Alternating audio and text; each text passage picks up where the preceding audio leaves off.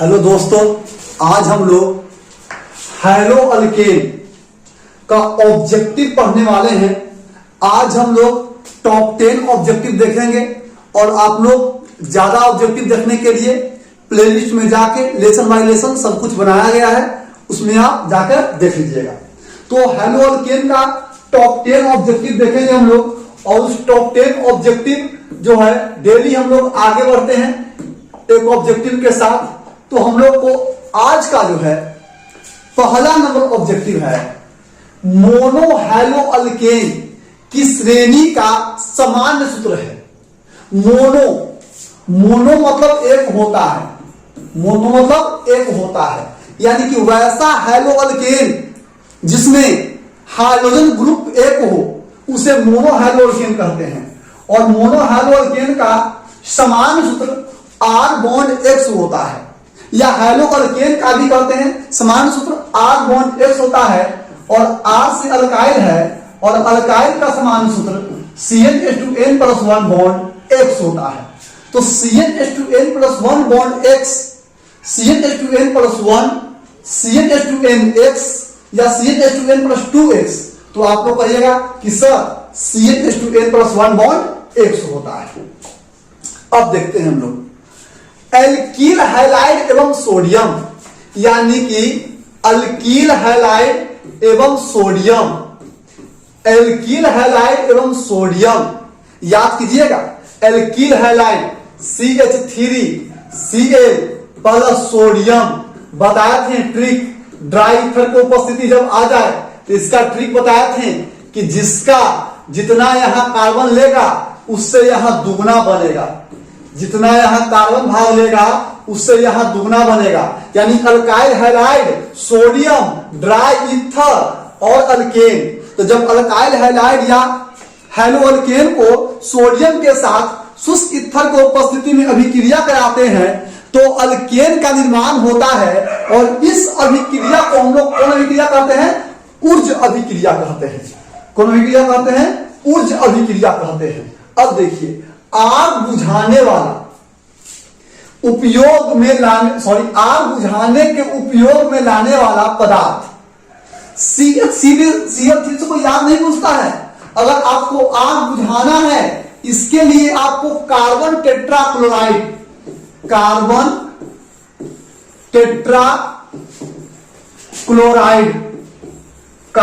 Tetrachloride का प्रयोग करना पड़ेगा। इसका एक और नाम है पायरीन, यानी कि पायरीन या कार्बन टेट्राक्लोराइड या CCl का उपयोग आग बुझाने में करते हैं। किसमें करते हैं? अग्निशामक पदार्थ के रूप में करते हैं। किसका उपयोग करते हैं? अग्निशामक पदार्थ में।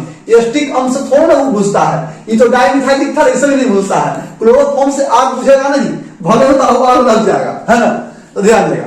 अगला नंबर CH3, मतलब CH3 के मतलब आइडोफॉर्म होता है, आइडोफॉर्म का गुण है। आइडोफॉर्म के एंटीसेप्टिक क्रिया का कारण है। देखिए, आइडोफॉर्म जो है इसका उपयोग क्रीम बनाने में करते हैं, यानी कि करिया से करिया आदमी के गोर कर देता है। अब गोर कर देता है का है?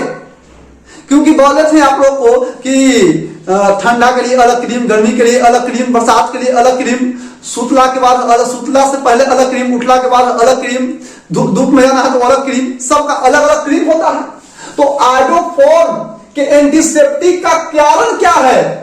तो आयोडीन, CH3 से आयोडीन मुक्त होकर निकलने के कारण इसमें एंटीसेप्टिक का गुण पाया जाता है। स्टार देकर पॉइंट लिखवाया गया है ना। चलिए अगला नंबर हम लोग देखते हैं।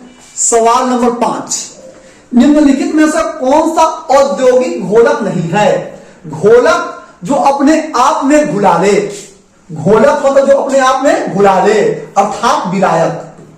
अर्थात क्या? विलायक। और विलायक कौन होगा? अपने आप में कौन घुलाएगा? जो द्रव होता है।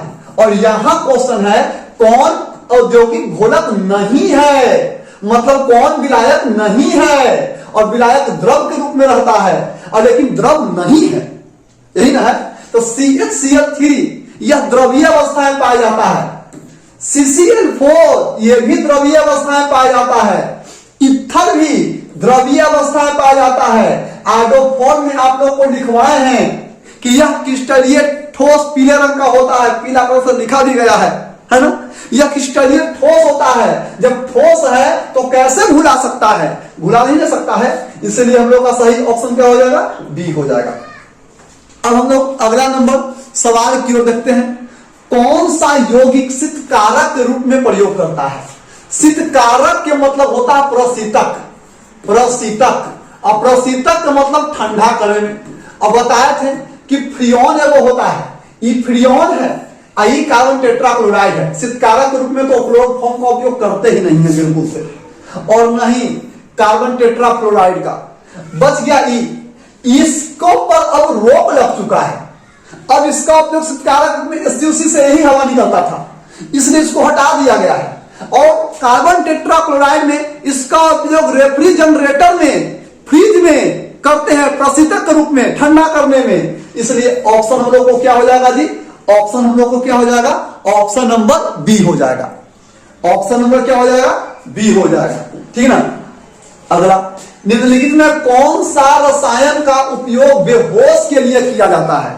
बेहोश के लिए होता है, किसका उपयोग बताया थे? क्लोरोफॉर्म जब बता रहे थे तो कि क्लोरोफॉर्म को हल्का सा रुमाल में लेके नाक पर लगा देगा तो बेहोश हो जाएगा। मीठा गंध वाला द्रव होता है, जल से भारी होता है क्लोरोफॉर्म, उसको नाक में लगा दीजिएगा तो जो है बेहोश हो जाएगा। लेकिन पूरा उपयोग नहीं करना है शीशी वाला, पूरा उपयोग ही करना है। अगर पूरा गैस के रूप में बना, फॉस्फिन गैस के रूप में, तो बहुत जहरीला होता है जहरीला होता है तो उसको से मृत्यु हो जाता है। तो द्रव क्लोरोफॉर्म का उपयोग, द्रव क्लोरोफॉर्म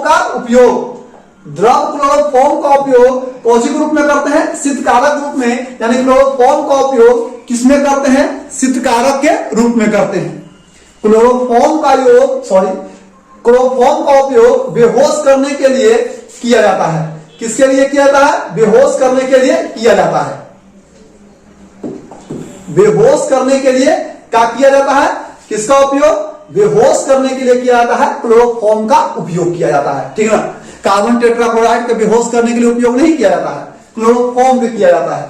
अगला नंबर, अल्काइल हैलाइड को अल्कोहल में बदला जाता है। अल्काइल हैलाइड को किसमें? अल्कोहल में। जरा ध्यान दो इस प्रश्न पर। अल्काइल हैलाइड को अल्कोहल में बदला जाता है। जैसे देखो तो ये वाला क्या है? अल्काइल हैलाइड है, और जब इसको जलीय NaOH या KOH के साथ अभिक्रिया कराएंगे तो R बॉन्ड OH अब प्लस NaX होगा।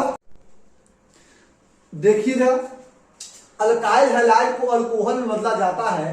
देखिए तो ई अल्काइल हैलाइड है और ये जलीय सोडियम हाइड्रोक्साइड है, जलीय सोडियम हाइड्रोक्साइड है। तो इसका Na, इसका X, तो NaX और R बॉन्ड OH, यहां भी सिंगल बॉन्ड टूटा है और यहां भी सिंगल बॉन्ड टूटा है। जब सिंगल बॉन्ड टूटे और सिंगल बॉन्ड ही बने तो उसको कहते हैं विस्थापन अभिक्रिया या प्रतिस्थापन अभिक्रिया। लेकिन जब डबल बॉन्ड टूटे और सिंगल बॉन्ड बने तो उसको कहते हैं योगात्मक अभिक्रिया, योगात्मक अभिक्रिया। और जब सिंगल बॉन्ड से डबल बॉन्ड बने तो इसको कहते हैं विलोपन अभिक्रिया, विलोपन अभिक्रिया। तो यहां सिंगल बॉन्ड से सिंगल बॉन्ड आ रहा है और सिंगल बॉन्ड से सिंगल बॉन्ड के लिए विस्थापन अभिक्रिया का प्रयोग करते हैं। और कौन? ये तो अल्काइल हैलाइड है, तो इसके लिए हम लोग है ना नाभिक रागी का प्रयोग करेंगे। अगला नंबर सवाल, DDT याद होगा जी। DDT बताए थे कि जब क्लोरल को, जब किसको? क्लोरल को क्लोरोबेंजीन के साथ, क्लोरोबेंजीन, जब क्लोरल को क्लोरोबेंजीन के साथ मिलाते हैं अम्ल की उपस्थिति में तो DDT के निर्माण होता है। और DDT के पूरा नाम डाइक्लोरो, डाइफिनाइल और ट्राइक्लोरो इथेन होता है। डाइक्लोरो, डाइफिनाइल, ट्राइक्लोरो इथेन होता है। तो जब क्लोरल को क्लोरोबेंजीन के साथ, क्लोरल का सूत्र CCl3 और CHO, अब क्लोरोबेंजीन का सूत्र क्या होता है? C6H5 और Cl। जब ये दोनों को मिलाइएगा H2SO4 को उपस्थिति में तो आपको DDT बनेगा। तो DDT किससे बनता है? बेंजीन और क्लोरोबेंजीन से।